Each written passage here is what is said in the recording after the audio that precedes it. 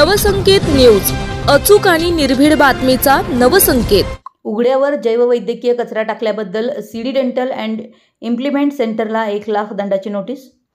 क्रांतिसिंह नाना पाटील नगर येथील city dental and implant centre हॉस्पिटलनं जैववैद्यकीय कचरा रस्तेकडेला टाकल्याप्रकरणी आरोग्य विभागानं 1 लाख रुपयांच्या दंडाची नोटीस बजावली आहे।